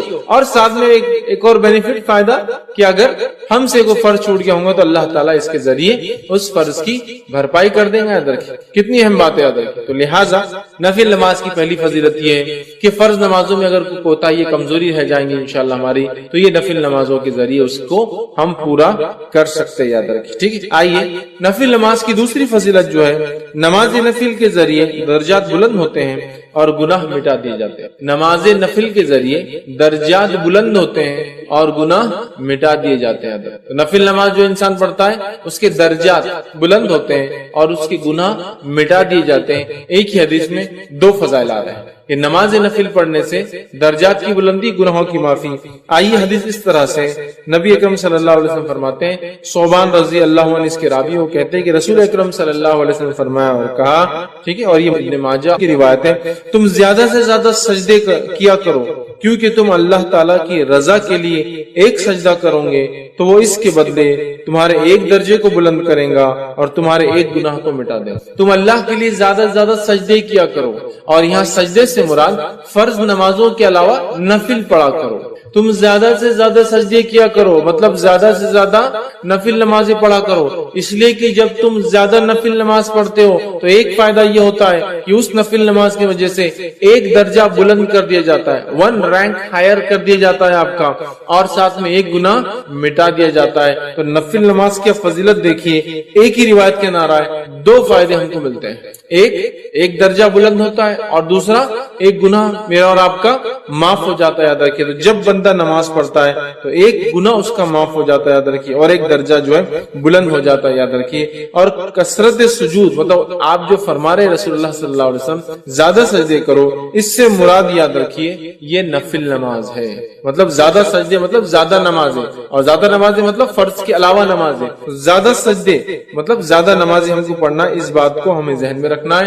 خود نبی اکرم صلی اللہ علیہ وسلم کس کثرت سے نماز پڑھا کرتے تھے ہم سب جانتے ہیں، کس کثرت سے آپ نماز پڑھتے تھے ہم سب جانتے ہیں. اتنی آپ فرض کے علاوہ نفل نماز پڑھتے کہ آپ کے جو ہے پیر سوج جاتے، ورم آ جاتا جس کام زمانے میں. اتنی کثرت سے آپ نماز ادا کرتے کہ آپ کے پیر پھٹ جاتے مطلب کھڑے رہنے کی وجہ سے. آپ اتنی کثرت سے نفل نماز پڑھتے کہ رات بھر آپ کبھی جاگتے. آپ اتنی کثرت سے نفل نماز پڑھتے، اتنی لمبی پڑھتے کہ کچھ روایتوں میں آتا سورۃ البقرہ، سورہ آل عمران اور سورہ نساء 3 صورتیں ایک نماز میں پڑھ لیتے. سمجھ رہے؟ آخر عمر میں نبی اکرم صلی اللہ علیہ وسلم کے تعلق سے عائشہ فرماتی آپ اس کثرت سے نماز کے عادی تھے کہ آخر عمر میں بھی آپ نماز پڑھتے، چونکہ کھڑے ہونے کی طاقت نہیں تھی تو آپ بیٹھ کر نماز پڑھا کرتے. مطلب نبی اکرم صلی اللہ علیہ وسلم کھڑے رہ کر ہی نماز پڑھتے، لیکن جب آخری وقت تھا آپ بوڑھے ہو گئے تو رات میں جب آپ نفل پڑھتے تھے تو بیٹھ کر پڑھا کرتے تھے، اس لیے کھڑے رہنے کی آپ میں طاقت نہیں تھی. اس چیز کو بھی سمجھنا چاہیے کہ اللہ کے رسول صلی اللہ علیہ وسلم کس کثرت سے نفل پڑھتے. بہرحال یہاں فرما رہے ہیں نفل نماز پڑھنے کا پہلا فائدہ یہ کہ ہمارا ایک درجہ بلند ہو جاتا، اور دوسرا فائدہ یہ کہ ایک گناہ ہمارا مٹا دیا تھا. ڈبل بینیفٹ، ایک تو درجہ بلند ہو رہا اور ایک جو درجہ نیچے لے جانے کی چیزیں گناہ وہ بھی معاف ہو رہا ہے نا. تو ایک طرح دیکھا تو ڈبل درجے بلند ہو رہے ہیں، ایک تو آلریڈی درجہ بلند، پھر گناہ معاف ہونے سے بھی ظاہر سی بات ہے آدمی کا درجہ بلند ہوتا ہے. تو 2 فائدے ہو جا رہے دیکھیے ایک عمل کرنے سے. تو ہمیں چاہیے ہم کثرت سے نفل نمازوں میں اضافہ کریں، جب ہو سکتا ہے پڑھے. بہت ساری نفل تو بالکل طے ہے، پتہ ہے، نبی اکرم صلی اللہ علیہ وسلم پابندی سے اس کو کیا ہے، جیسا کہ تہجد کی نماز کا پڑھنا ہے نا. اس کے علاوہ رات میں نمازیں آپ پڑھا کرتے، بلکہ راوی کہتے جب رات میں دیکھو نبی اکرم صلی صلی اللہ علیہ وسلم کو نماز پڑھتے ہوئے دیکھا گیا، عشاء کے بعد، رات کے بیچ میں اور فجر سے پہلے، مطلب ساری رات نبی اکرم صلی اللہ علیہ وسلم نماز الگ الگ وقتوں میں آپ پڑھتے رہے۔ کچھ محدثین لکھتے ہیں اس کا معنی ہے کہ اللہ کے رسول صلی اللہ علیہ وسلم تہجد ایک وقت میں نہیں پڑھتے تھے، مختلف اوقات میں رات کے پڑھتے تھے، سمجھ رہا، ہر وقت دیکھا گیا آپ کو نماز پڑھتے۔ ہم بھی کوشش کریں نماز پڑھیں، اس سے ہمارے انشاءاللہ درجے بلند ہوں گے اور گناہ ہمارے معاف ہوں گے۔ تیسری چیز نفل نماز کی جو فضیلت اور فائدہ وہ یہ ہے کہ کثرت نفل نبی اکرم صلی اللہ علیہ وسلم کے ساتھ جنت میں داخل ہونے کی وجہ بنے گا۔ سبحان اللہ، کثرت نفل نماز کو زیادہ پڑھنا نبی اکرم صلی اللہ علیہ وسلم کے ساتھ جنت میں داخل ہونے کا سبب یا وجہ بنے گا۔ کتنی بڑی بات ہے۔ آئیے حدیث اس طرح سے ربیع بن کعب اسلمی رضی اللہ عنہ فرماتے اور کہتے ہیں، یہ صحیح مسلم کی روایت ہے، آپ نے فرمایا اور کہا کہ ایک مرتبہ وہ رسول اکرم صلی اللہ علیہ وسلم کے ساتھ خدمت میں تھے رات میں، اور نبی اکرم صلی اللہ علیہ وسلم جب رات میں اٹھے تو اس رات آپ نے وضو کا انتظام کیا رسول اللہ صلی اللہ علیہ وسلم کے، اور جو چیزیں اللہ کے رسول صلی اللہ علیہ وسلم کو لگتی تھی وہ ساری چیزوں کا انتظام کیا۔ تب نبی اکرم صلی اللہ علیہ وسلم نے ان سے ایک سوال کیا، اور سوال کر کے یہ کہا اور فرمایا اللہ کے رسول نے کہ سوال کرو۔ میں نے کہا، مطلب آپ صلی اللہ علیہ وسلم سے کہا سوال کرو۔ وہ رات میں اٹھتے تھے، نبی اکرم صلی اللہ علیہ وسلم کی خدمت کرتے تھے۔ ایک رات جب انہوں نے پانی وضو کا تیار کیا، نبی اکرم صلی اللہ علیہ وسلم نے ضرورت کی چیزیں تیار کی، تب نبی اکرم صلی اللہ علیہ وسلم نے ان سے کہا سوال کرو، سوال کرو مجھ سے، مانگو مجھ سے کیا چاہتے ہو تاکہ میں تمہارے لیے دعا کروں۔ تو انہوں نے کہا اور کہا کہ میں آپ صلی اللہ علیہ وسلم سے اس بات کا سوال کرتا ہوں، میں جنت میں آپ کے ساتھ داخل۔ تو میرا سوال آپ سے یہ جو آپ مجھے سوال کرو، میرا سوال یہ ہے کہ میں چاہتا ہوں کہ آپ اللہ سے دعا کریں کہ میں جنت میں آپ کے ساتھ داخل۔ آپ صلی اللہ علیہ وسلم نے فرمایا کوئی اور سوال؟ تو انہوں نے کہا بس یہی میرا ایک سوال ہے، یہی آپ دعا کر دیجئے اللہ سے۔ آپ صلی اللہ علیہ وسلم نے فرمایا تم کثرت سے سجود کے ذریعے اپنی نفس پر میری مدد کرو، مطلب اگر تم چاہتے ہو کہ تمہاری یہ دعا قبول ہو تو تم کثرت سے سجود، کثرت سے نفل نماز پڑھو، تو انشاءاللہ عزیز میں تمہارے لیے پھر یہ دعا کروں گا، یا یہ نماز تمہارے لیے انشاءاللہ وسیلہ بن جائیں گی میری دعا کے ساتھ کہ تم جنت میں میرے ساتھ جاؤ۔ تو نبی اکرم صلی اللہ علیہ وسلم کے ساتھ جنت میں جانے کا وسیلہ اور طریقہ وہ یہ ہے کہ ہم کثرت سے سجدے کریں، اور کثرت سجود سے یہاں مراد نفل نماز میں اضافہ ہے۔ سمجھ رہا، کثرت سجود سے مراد نہیں کہ آپ الگ سے سجدے کریں نماز کے، نماز سے الگ بھی سجدے ہوتے ہیں، سجدہ تلاوت ہوتا ہے، سجدہ شکر ہوتا ہے، لیکن اس کے علاوہ کوئی سجدہ نہیں نماز سے ہٹتا، ٹھیک ہے۔ تو یہاں کثرت سجود سے مانا نفل نماز پڑھو، اور نمازوں میں ظاہر سی بات ہے سجدے آتے ہیں، ہر رکعت میں 2 سجدے آتے ہیں، ٹھیک ہے۔ تو کثرت سجود سے میری مدد کرو، تم چاہتے ہو جو تم نے کہا کہ تم میرے ساتھ جنت میں جاؤ، تو پھر تم میری مدد ایسے کرو کہ میں تو دعا کروں گا تمہارے لیے، لیکن تمہیں جو اعمال کرنا پڑے گا وہ عمل یہ کہ کثرت سجود۔ تو یہاں دیکھ رہے ہیں آپ کہ کثرت سجود مطلب نفل نماز کے اضافے کو نبی اکرم صلی اللہ علیہ وسلم نے جنت میں ساتھ جانے کی وجہ بتائی۔ نبی اکرم صلی اللہ علیہ وسلم کے ساتھ جنت میں جانے کی وجہ ایک یہ ہے کہ کثرت سجود، سجدے کثرت سے کرنا، تاکہ انسان کا درجہ بلند ہوتا ہے، وہ اپنے رب سے جو ہے قریب سے قریب تر ہو جاتا ہے۔ ٹھیک، آئیے نفل نماز کا ایک اور فائدہ دیکھتے ہیں، وہ یہ ہے نماز نفل جو ہے سب سے افضل عمل ہے۔ اعمال میں اگر دیکھیں نماز نفل سب سے افضل ہے، اور یہ بات ہم سب جانتے ہیں، نفل اعمال میں سب سے افضل عمل تہجد کا پڑھنا ہے، اور وہ بھی ایک نفل ہے۔ رات کی نماز فرض نماز سے ہٹ کر جو بھی ہے سب نفل میں داخل، سمجھ رہا بات کو۔ اور ہم جانتے ہیں کہ نفل میں سب سے افضل نفل کیا ہے؟ تہجد کی نماز ہے نا۔ تو نمازوں میں یا جس کو نوافل کے اندر سب سے افضل عمل کیا ہے؟ وہ نماز کا پڑھنا ہے، کیونکہ نفل میں سب سے افضل نفل خود ایک نماز یہ تہجد کی نماز، ٹھیک ہے۔ آئی حدیث اس طرح سے ثوبان رضی اللہ عنہ فرماتے اور کہتے ہیں، ابن ماجہ کی اور سلسلۃ الاحادیث الصحیحہ کی ایک روایت ہے، ثوبان رضی اللہ عنہ فرماتے اور کہتے ہیں نبی اکرم صلی اللہ علیہ وسلم نے ارشاد فرمایا اور کہا تم استقامت اختیار کرو اور تم ہرگز اس کی طاقت نہیں رکھو گے، اور اس بات پر یقین کر لو کہ تمہارا بہترین عمل نماز پڑھنا ہے، اور ایک سچا مومن ہمیشہ وضو کی حالت میں رہتا ہے۔ تمہارا سب سے بہترین عمل کیا ہے؟ نماز پڑھنا ہے۔ اور آپ صلی اللہ علیہ وسلم دیکھیے کیا کہا، وَاعْلَمُوا أَنَّ خَيْرَ أَعْمَالِكُمْ، اس بات کو جان لو کہ تمہارے اعمال میں سب سے خیر عمل جو ہے وہ کیا ہے؟ أَعْمَالِكُمْ الصَّلَاةُ وَنَماز۔ تو تمہارے عمل میں سب سے افضل عمل، سب سے خیر عمل کون سا ہے؟ وہ نماز ہے۔ اسی لیے میں نے کہا نوافل میں سب سے افضل نفل نماز ہے، چونکہ ہم خود جانتے ہیں تہجد سب سے افضل نفل ہے، وہ بھی ایک نماز ہے۔ تو ہمیں اس میں بہت بڑھ چڑھ کر حصہ لینا ہوگا، اس لیے کہ آپ صلی اللہ علیہ وسلم کیا فرما رہے ہیں کہ اور تم اس بات کو یقین کر لو کہ تمہارا بہترین عمل نماز کا پڑھنا ہے. اور پھر فرمایا ایک سچا مومن ہمیشہ وضو کی حالت میں. دو باتیں پتہ چلی. ایک تو نفل نماز کی اہمیت کہ نفل نماز کا فائدہ یہ پتہ چل رہا ہے کہ نفل نماز سب سے خیر ہے جو عمل ہم کرتے ہیں. نفل نماز سب سے خیر عمل ہے جو ہم کرتے ہیں. اور دوسرا پتہ چلا ایک سچا مومن ہمیشہ وضو کی حالت میں رہتا ہے. ہمیں چاہیے کوشش کریں ہم وضو سے رہیں. اور یاد رکھیے وضو ایک مستقل عبادت ہے. وضو ایک مستقل عبادت ہے. اس کا کیا معنی ہے؟ اس کا معنی یہ ہوا کہ وضو ہر حال میں کیا جا سکتا ہے. یہ الگ بات ہے کہ کچھ وضو سے نماز نہیں پڑھی جائیں گی کیونکہ آپ اس حالت میں ہوتے کہ نماز پڑھی جائے کیونکہ آپ کو غسل نہیں ہے, لیکن اس حالت میں وضو کیا جائے گا کیونکہ وضو ایک مستقل عبادت ہے. اس کی دلیل نبی اکرم صلی اللہ علیہ وسلم کے تعلق سے آتا ہے کہ نبی اکرم صلی اللہ علیہ وسلم جب جنوبی حالت میں ہوتے آپ پر غسل واجب ہوتا اور اس کے بعد آپ نہاتے نہیں, لیکن صبح اٹھ کے نہانے والے ہوتے تو آپ وضو کر کے سوتے. اگر وضو خالی نماز کے لیے خاص ہوتا, الگ سے عبادت نہیں ہوتی, تو آپ صلی اللہ علیہ وسلم وضو کرنے کی کیا ضرورت ہے سونے سے. اسی طرح آپ صلی اللہ علیہ وسلم دیکھا گیا کہ آپ جنوبی حالت میں ہوتے اور کچھ کھانا پینا چاہتے تو آپ وضو کرتے اور پھر کچھ کھاتے. اور پھر اسی طرح آپ جنوبی حالت میں ہوتے اور صبح فجر میں اٹھ کے غسل لینا چاہتے تو آپ وضو کر کر سوتے. تو جب ایک انسان کو غسل ہی نہیں ہے پھر بھی وضو کیا جا رہا ہے, اس کا مطلب وضو ایک مستقل عبادت ہے. ٹھیک ہے, تو کہا سچا مومن ہمیشہ وضو سے رہتا ہے. تو یہ ایک مومن کے سچا ہونے کی علامت ہے کہ بغیر وضو کے وہ نہیں رہتا ہے. اور باوضو رہنے کی کیا فائدے میں سمجھتا ہوں آپ سب جانتے ہیں. انشاءاللہ پھر کئی موقع ملا تو وضو کے کیا فائدے ہم دیکھیں گے, لیکن یہ بڑی اہم چیز ہے یاد رکھیے. وضو سچا مومن وضو سے رہتا ہے اور تمہارے اعمال میں خیر عمل نماز ہے. ظاہر سی بات ہے یہ نفل کی بات ہے, فرض تو فرضی ہے, اس کو بولنے کی ضرورت ہے. اور خیر جب یہاں کہا جا رہا تو فرض کے بعد ہے, نہیں تو آپ سمجھیں گے فرض سے بھی آگے جا رہی ہے نفل. نہیں, بہت سے لوگ ایسا غلط بھی کرتے ہیں. بہت ساری باتوں کو جو حدیث میں نفل کے تعلق سے آتا ہے سمجھتے رہے نفل اتنا آگے کہ فرض ان کو پھیکا نظر آتا ہے. ایسا نہیں ہے. یہ تمام چیزیں جو نوافل کی بات تذکرہ ہو رہا ہے یہ سب فرض کے بعد ہے. جیسا صدقات کے بڑے ثواب ہے لیکن یہ زکات کے بعد ہے. زکات فرض, ٹھیک ہے.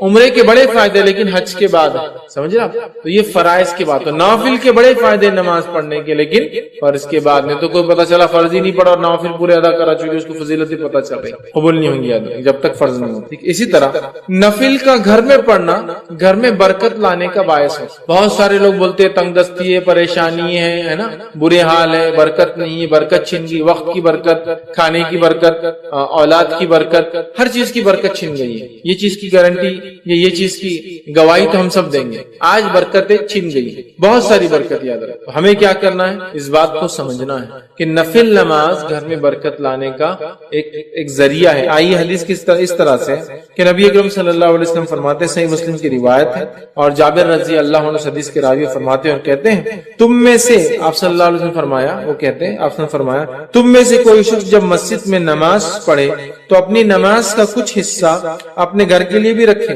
کیونکہ گھر میں کچھ نماز ادا کرنے سے اللہ تعالیٰ گھر میں خیر و بھلائی کو لاتا ہے, خیر کو لاتا ہے, برکت کو لاتا ہے. آپ سن کیا فرما رہے, تم میں سے ہر شخص پوری نماز یہاں نہ پڑھ لے, کچھ نماز کو باقی رکھے. اور کہاں جا کے پڑھے, گھر جا کے پڑھے. یہ کس کو کہا جا رہا ہے, مردوں کو. عورتیں تو گھر میں نماز عورتیں گھر میں ہی پڑھتی عموماً, لیکن مردوں سے کہا جا رہا ہے تم میں سے کوئی شخص پوری نماز یہاں نہ پڑھے. اور اگر کوئی عورت ہمیشہ مسجد جا کے نماز پڑھتی ہے تو اس کے لیے بھی بات ہو جائیں گی. بہت سارے علاقوں ملکوں میں مسجد میں بالکل نظم ہوتا ہے, اس کے لیے بات ہوگی کہ پوری نماز سے مراد فرض نماز کے علاوہ جو نمازیں پڑھتے ہو ان نمازوں کو پورا مسجد میں نہ پڑھا کرو, کچھ باقی رہنے دیا کرو. اور کہاں پڑھو, جا کر گھر جا کر پڑھا کرو.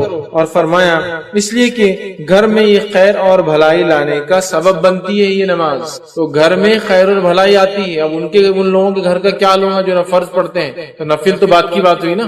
بہت سارے لوگ بتاتے ہیں خیر اور برکت سے وہ محروم ہو چکے ہیں, اس لیے ہم خیر و برکت سے محروم ہو چکے ہیں کہ نماز جیسے افضل عمل کو ہم بالکل دھڑلے سے جو ہے چھوڑ رہے ہیں. نفل تو وہ پڑھیں گا نا جو فرض پڑھتا ہے. تو آج فرض کا کیا حال ہے, کتنے فرض مسلمان نماز پڑھ رہے ہیں مجھے بتانے کی بہرحال ضرورت نہیں. زیادہ سے زیادہ جو نماز سب سے زیادہ دن میں پڑھی جاتی ہے جو مردوں کا حال ہے, عورتوں کا نہیں جانتا ہوں میں, مردوں کا حال ہے وہی مغرب کی نماز پڑھی جاتی ہے. کیونکہ مسجد بھری ہوتی ہے اس سے اندازہ ہو جاتا ہے کہ مغرب سب سے زیادہ پڑھی جاتی ہے. کیوں مغرب پڑھتے, شاید اس لیے کہ اذان کے بعد وقت کم ہوتا ہے تو شیطان کو موقع نہیں ملتا شاید بہکانے کا, فوراً وضو کیا اور نماز ہو گئی. اس کے علاوہ نمازوں میں آپ کو لوگ اتنی تعداد میں نظر نہیں آئیں گے, سب سے کم فجر میں, اس کے بعد تھوڑی تعداد ظہر میں آپ کو ملیں گے. اس کے بعد گرمی اگر زیادہ ہے تو اثر میں کم ملیں گے, اور گرمی اگر کم ہے تو اثر میں بھی تھوڑی اور بڑھ جائیں گی تعداد. اور مغرب میں سب سے زیادہ اور عشاء کے اندر پڑھ لیا نہیں پڑھ لیا. عشاء اور فجر کا عموماً کبھی کبھار ایک جیسا ہوتا ہے سوائے بازاروں کو چھوڑ کے. بازاروں میں عشاء میں بھی کافی لوگ ہوتے ہیں چونکہ وہاں سارے لوگ جمع ہوتے ہیں, لیکن عموماً اکثر علاقوں میں جہاں آبادیاں نہیں ہیں عشاء اور فجر کا حال کچھ ایک جیسے ہی نظر آتا ہے. تھوڑی تھوڑی پبلک بس تھوڑے بہت, جیسا جو محلوں کے اندر مسجدیں ہیں فجر میں 10-15 تو عشاء میں 10-15, یہ حال ہے. تو اندازہ لگائیے کتنے بڑے خیر سے محروم ہے. جب نفل خیر لا سکتا ہے تو فرض کیا کیا لاتا ہوں گا. فرض تو پھر فرض ہی ہے نا. جب اگر نماز جو نفل ہے وہ اتنا کچھ لا سکتی ہے تو جو فرض ہے وہ کیا کچھ نہیں لا سکتی. اس بات کو یاد رکھو. میرا ایک پورا اس پر عنوان تھا نماز کی اہمیت, اور اس میں نے نماز کو پڑھنے کے فائدے اور چھوڑنے کے سارے نقصانات گنوائے. بہرحال نماز بہت بہت بہت بہت افضل چیز, یاد رکھیے اسے نہیں چھوڑنا چاہیے. اور یہاں اللہ کے رسول صلی اللہ علیہ وسلم فرما رہے کچھ حصہ گھر میں پڑھ لیا کرو, اس لیے کہ صحابہ اکثر پوری نمازیں پھر مسجد نبوی میں پڑھ لے رہے تھے. جب اللہ کے رسول نے یہ بات بیان کی تو صحابہ نے پھر اپنے گھروں میں بھی نماز کو پڑھنا شروع کیا, اور نفل مراد سے یاد رکھی, فرض نہیں یاد رکھی. اسی طرح ایک اور روایت میں آتا ہے, یہ روایت جو ہے صحیح مسلم کی ہے, اور اس میں جو ہے زید بن ثابت رضی اللہ عنہ فرماتے اور کہتے ہیں کہ نبی اکرم صلی اللہ علیہ وسلم نے ارشاد فرمایا کہا اے لوگو تم اپنے گھروں میں بھی نماز پڑھا کرو, مطلب نفل نماز, کیونکہ آدمی کی سب سے افضل نماز وہ ہے جسے وہ اپنے گھر میں ادا کرتا ہے سوائے فرض نماز کی. آدمی کی سب سے افضل نماز وہ ہے, آدمی کی سب سے افضل نماز وہ ہے جو وہ گھر میں پڑھتا ہے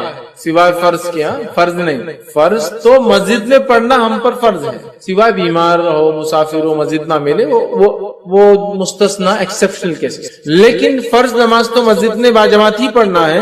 لیکن فرض کے علاوہ جو سب سے بہترین نماز ہے جو انسان پڑھتا ہے سب سے افضل ہے وہ ہے جو ایک انسان اپنے گھر میں پڑھتا ہے. مطلب ایک مرد فرض نماز پڑھے مسجد میں, اس کے بعد گھر آئے اور نفل ادا کرے, یہ سب سے افضل ہے. جیسا عورت کی سب سے افضل نماز وہ ہے جو گھر کے اندر, اور گھر کے اندر بھی سب سے اندر کے کمرے میں ہے, سمجھ رہے ہیں, یہ فرض کے لیے کہا گیا. ویسے عورتیں مسجد میں فرض پڑھ سکتی ہے, اس میں کوئی ممانعت کوئی روک نہیں ہے, لیکن سب سے افضل وہ ہے جو گھر کے اندر اور اس کے اندر کے کمرے میں فرض پڑھی جائے. تو مرد کے لیے فرض نماز مسجد میں پڑھنا ہے, لیکن اس کی افضل نماز وہ ہے جو گھر میں نفل پڑھتا ہے. تو لہٰذا مردوں کو چاہیے اگر گھر سے قریب نماز پڑھتے ہو چلیے بھائی, ظہر اور عصر اور مغرب میں تو ہم باہر ہوتے ہیں, تجارت کاروبار میں ہوتے ہیں, عشاء میں اگر آتے ہو تو کم از کم عشاء کی تو پڑھی آ کے, جو فرض ہوگی عشاء کی مسجد میں, یا عشاء کو جانے سے پہلے عشاء سے پہلے کی 4 گھر میں پڑھ کے جائیے, عشاء مسجد میں پڑھی آپ نے, واپس آ کے گھر میں پڑھی, باقی سب سے افضل ہے. لیکن کوئی ضروری نہیں ہے, اگر لگتا ہے گھر جانے سے چھوٹنے کے چانس ہے, لوگ آئے ہوئے, ایک الگ شکل ہے, لیکن کوشش کرنا چاہیے, اس لیے کہ انسان کی سب سے افضل نماز وہ ہے جو وہ گھر پڑھتا ہے. مطلب ایک مرد کی سب سے افضل نماز گھر میں پڑھتا ہے سوائے فرض نماز کے. فرض اس میں انکلوڈیڈ نہیں ہے, فرض تو مسجد میں ہی پڑھنا, ٹھیک ہے.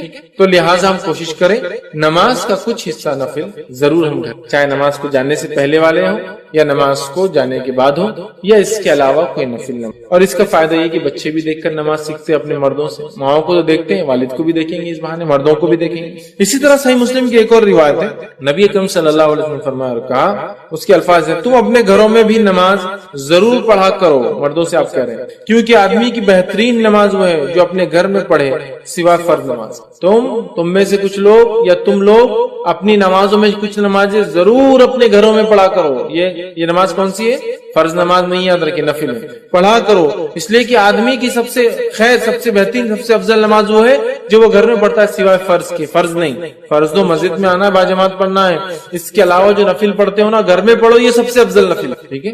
تو ہم لوگ کوشش کریں, اور رسول اکرم صلی اللہ علیہ وسلم کو دیکھا بھی یہیں گئے, آپ فجر سے پہلے فجر کی 2 رکعت گھر میں پڑھتے, ماں عائشہ فرماتی رضی اللہ عنہا, پھر آپ مسجد جاتے. اسی طرح آپ کے تعلق سے آتا, آپ جمعہ کی بعد گھر آتے اور 2 کر کے 4 رکعت جو جمعہ کی نماز کی بعد کی نمازیں وہ ادا کرتے. تو آپ کو دیکھا گیا, خود نبی اکرم صلی اللہ علیہ وسلم گھر آ کر نفل نماز پڑھتے تھے, آپ کو دیکھا گیا, آپ کا خود کا ذاتی عمل تھا. آئیے آگے بڑھتے ہیں, نفل نماز کا اور فائدے دیکھتے ہیں. نفل عبادت بندے کو, نفل عبادت کرنے سے بندے کی طرف اللہ کی محبت کھینچی چلی آتی. جب بندہ نفل نماز پڑھتا ہے تو اللہ کی محبت اس کی طرف کھینچی چلی. اور اس حدیث میں وضاحت بھی ہے, فرض کا مقام بھی بتایا جا رہا ہے, لیکن نفل کے فضائل بھی بتایا جا رہا ہے نا. ورنہ اگر صرف نفل کے فضائل دیکھے تو کبھی ہوتا نا, ارے فرض نہیں بھی کرے چلتا شاید, یہ جیسا کہ محرم کے 2 روزے رکھ لے تو 1 سال کے گناہ کا کفارہ ہے, ارے پھر تو 1 سال بولے تو اگلے سال کے لیے تو ابھی اس سال کی معاف کرا لیتے, اگلے سال پھر رکھ لیں گے تو یہ سال کی معاف. تو کیا نماز نہ پڑھنے سے, فرض روزے نہ رکھنے سے, فرض نماز نہ پڑھنے کے بعد بھی کیا محرم کی 2 روزوں کا اجر و ثواب ملے گا؟ ہرگز نہیں، ہرگز نہیں، ہے نا؟ ذوالحجہ کے اندر جو ہے عرفے کا روزہ 2 سال کے گناہ کفارہ ہے، تو کیا وہ شخص جو فرض نمازیں نہیں پڑھتا ہے، فرض روزے نہیں رکھتا ہے، فرض زکات نہیں دیتا ہے، تو کیا اس کو یہ کفارہ ہوگا 2 سال کے گناہوں کا؟ ہرگز نہیں۔ یہ بات میں کیوں کہہ رہا، بہت سارے لوگ نوافل کے فضائل دیکھ کر اتنے خوش ہو جاتے ہیں کہ فرق چھوڑ دیتے ہیں۔ تو یہ حدیث میں دونوں باتیں ایک ساتھ آ رہی ہے، آپ غور سے سنیے نفل کی اہمیت، غور سے سنیے۔ نبی اکرم صلی اللہ علیہ وسلم فرماتے ہیں، اور بخاری کی روایت، اللہ تعالیٰ فرماتا ہے، حدیث قدسی، اللہ تعالیٰ فرماتا ہے جو شخص میرے دوست سے دشمنی کرتا ہے میں اس کے خلاف اعلان جنگ کر دیتا ہوں۔ کیا فرمایا اللہ تعالیٰ؟ جو میرے دوست سے دشمنی کرتا ہے میں اس کے خلاف اعلان جنگ کر دیتا ہوں۔ مطلب جو اللہ کے ولی ہوتے ہیں، اور یقین اللہ کے ولی ہوتے ہیں، اللہ کے دوست ہوتے ہیں، یاد رکھیے اللہ کے ولی ہوتے ہیں، تو اللہ تعالیٰ فرما رہا ہے جو میرے دوست سے دشمنی کرتا ہے، اور اللہ کے دوست کون ہے؟ جو تقوی اختیار کرتے ہیں، ایمان والے ہونا پہلی شرط، وہ تقوی اختیار کرتے ہیں اور ہر کام سنت کے مطابق، ٹھیک ہے؟ تو بہرحال ورنہ میں اس لیے کہہ رہا ہوں اللہ کے دوست، ورنہ ہمارے پاس جو سنت کی مخالفت کرتا ہے، نماز کبھی نہیں پڑھتا ہے، تقوی تو ہے ہی دور دور تک، اس کو ولی مانتے ہیں۔ اس لیے میں وضاحت کر رہا ہوں، ایمان والا جیسا حق ہے، تقوی اختیار کرنے والا انسان اور سنت کے مطابق اعمال کر۔ تو بہرحال اللہ تعالیٰ فرما رہا ہے جو میرے دوست سے دشمنی کرتا ہے میں اس سے اعلان جنگ۔ اب اندازہ لگا اللہ کا جو دوست ہوتا ہے اس کو اگر دنیا میں کوئی چھیڑتا ہے یا اس سے دشمنی کوئی کرتا ہے، اللہ تعالیٰ اس کے خلاف اعلان جنگ کر دے۔ کیسے کرتا ہے؟ وہ جس نے دیکھا نتیجے اس کو سمجھ میں آتے ہیں، انبیاءوں کے ساتھ جس نے برا سلوک کیا ان کے نتیجے دیکھ لیجئے، صحابہ کے ساتھ جس نے برا سلوک کیا کیسی کیسی موتیں مرے ان کی زندگی دیکھ لیجئے، سلف صالحین پہ جس نے ظلم کیا ان کی زندگیوں کا مطالعہ کرے، خاص طور سے ان کی موتیں دیکھے، اور اس کے بعد معصوم مسلمانوں پہ جس نے بھی ظلم کیا ان کی زندگی کی حالت دیکھے، آپ کہیں گے واقعی میں اللہ تعالیٰ کیسا بدلہ لیتا ہے۔ چونکہ اللہ تعالیٰ جب دشمنی لیتا ہے اس کے خلاف تو وہ دشمنی واقع میں نبھاتا بھی ہے، سمجھ رہا بات کو، ہر طرف سے اس کو جو ہے چت کر دیتا ہے اس دنیا کی۔ بہرحال اللہ تعالیٰ فرما رہا ہے جو شخص میرے دوست سے دشمنی کرتا ہے اس کے خلاف میں اعلان جنگ کرتا ہوں۔ تو ایک بات ہمیشہ ذہن میں رکھنی چاہیے، اللہ کے نیک بندوں کے خلاف کوئی چال نہیں چلنا چاہیے، اس لیے کہ جب ہم اللہ کے نیک بندوں کے خلاف چال چلتے ہیں در حقیقت اللہ ہمارے خلاف اعلان جنگ کر دیتا ہے۔ ہوتا ہے نا بہت سارے لوگ، نیک لوگ خامخواہ تنگ کرتے ہیں زمین کے معاملات میں، اس میں احتیاط کرنا چاہیے، آپ خطرناک زون میں جا رہے ہیں، آپ کو تکلیف ہو سکتی ہے، ٹھیک ہے؟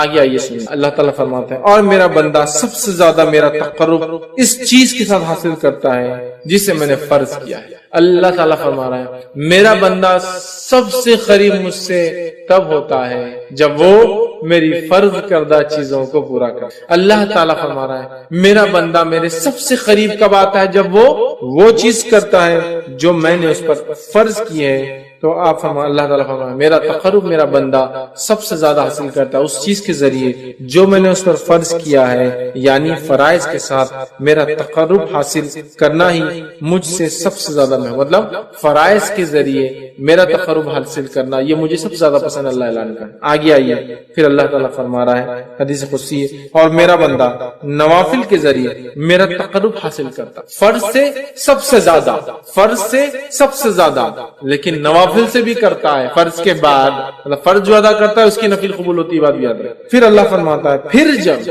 اور میرا بندہ نوافل کے ذریعے میرا قرب تقرب حاصل کرتا رہتا ہے یہاں تک کہ میں اس سے محبت کر لیتا ہوں۔ میرا بندہ پہلے تو فرض کرتا ہے، میرا تقرب حاصل کر لیتا ہے، چونکہ فرض سے ہی میں سب سے زیادہ قریب ہوتا ہوں بندوں کی، یہ مجھے سب سے زیادہ محبوب ہے۔ پھر میرا بندہ نفل پڑھتا ہے اور نفل پڑھ کر میرا تقرب حاصل کرتا ہے، اتنا تقرب حاصل کرتا ہے، اتنا تقرب حاصل کرتا ہے کہ میں بھی اس سے محبت کرنا شروع کر دیتا ہوں نوافل کے۔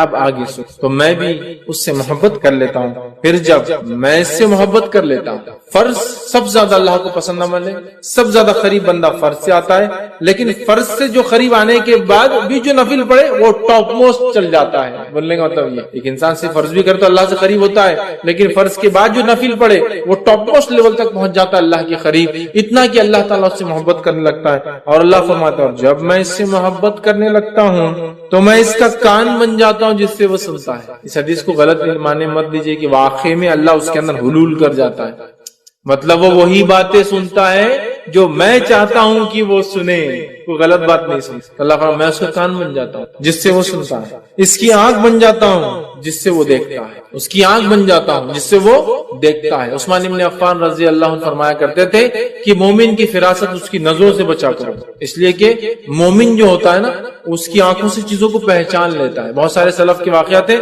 لوگوں کو، چہروں کو، ان کی حالت دیکھ کر پہچان لیتے تھے کیا پرابلم ہے، اس لیے نہیں کہ ان کو غائب کہتا نعوذ باللہ، لیکن اللہ تعالیٰ نے ان کو وہ صلاحیت دے دی۔ ہوتا ہے نا لوگ بولتے رہے ڈاکٹر ہاتھ لگا دے تشخیص کر لیتا ہے، چہرہ دیکھتے انہوں نے پہچان لیا کیا ہوگا، یا سوال کرتے دیکھو جواب وہی آیا جو سوال تھا، حالانکہ اس میں یہ بات نہیں کہی گئی تھی، یہ ساری چیز ٹھیک ہے۔ تو یہاں دیکھیے اللہ کے رسول صلی اللہ علیہ وسلم کیا فرما رہے کہ اللہ تعالیٰ فرما رہا ہے میں اس کی آنکھ بن جاتا ہوں جس سے وہ دیکھتا ہے، اس کا ہاتھ بن جاتا ہوں جس کے ذریعے وہ پکڑتا ہے، مطلب وہی دیکھتا ہے جو اللہ چاہتا ہے، وہی سنتا ہے جو اللہ چاہتا ہے، وہی پکڑتا ہے جو اللہ چاہتا ہے۔ مطلب مومن ہر وہ کام نفل کے ذریعے اللہ سے محبت حاصل کر کے اللہ اس کے ریٹرن میں اس کو ہر وہ چیز کرواتا ہے جو اس کا رب اس سے صرف پسند کرتا ہے، اس کے علاوہ نہ کچھ سنتا ہے، نہ کچھ دیکھتا ہے، نہ کچھ پکڑتا ہے۔ تو میں اس کا ہاتھ بن جاتا ہوں جس کے ذریعے وہ پکڑتا ہے، اور اس کا پاؤں بن جاتا ہوں جس کے ذریعے وہ چلتا ہے۔ مطلب مومن چلیں گا بھی تو اب سیدھے راستے پر، چونکہ اب وہ غلط راستے پر نہیں جائیں گا، چونکہ نفل کے ذریعے وہ اللہ کی محبت حاصل کر چکا ہے۔ اللہ کی محبت جو بندہ حاصل کر لیتا ہے اس کا رب کا فضل اس پہ یہ ہوتا ہے کہ ہر وہ کام کرتا ہے جو اس کا رب چاہتا ہے، اس کے علاوہ وہ کچھ نہیں کرتا۔ یہاں جو ہے اس سے وہ چلتا ہے، ان تمام اعضاء کو اپنی اطاعت میں لگا دیتا ہے، اور اگر وہ مجھ سے سوال کرتا ہے تو میں ضرور بھی ضرور اس کو عطا کرتا ہوں، اگر وہ مجھ سے سوال کرتا ہے تو میں ضرور بھی ضرور اس کو عطا کرتا ہوں، ضرور بھی ضرور عطا کرتا ہوں اگر وہ مجھ سے سوال کرتا ہے۔ کون سا بندہ؟ فرائض کے بعد نفل کا اہتمام کر کے رب سے محبت حاصل کر لینے والا بندہ، دیکھتا ہے تو وہی جو اس کا رب چاہتا ہے، سنتا ہے وہی جو اس کا رب چاہتا ہے، پکڑتا ہے وہی جو اس کا رب چاہتا ہے، چلتا ہے اسی راہ پر جس پہ رب چاہتا ہے، اور جب وہ مانگتا ہے تو اس کا رب اس کی جو ہے ضرور بھی ضرور اس کو عطا کر دیتا ہے۔ اور اگر وہ میری پناہ طلب کرے تو میں یقیناً اس کو پناہ دے دوں، اور اگر وہ میری پناہ طلب کرتا ہے، دعاؤں میں خاص دعا یاد رکھیں، پناہ مانگو مصیبت کے وقت، تو اگر وہ میری پناہ مانگتا ہے تو میں اسے پناہ دے دیتا ہوں۔ سبحان اللہ، کتنے بڑے بڑے فضائل ہے نفل کو ادا کر، کتنے بڑے بڑے فضائل، اندازہ لگا ہے نا۔ اللہ کو سب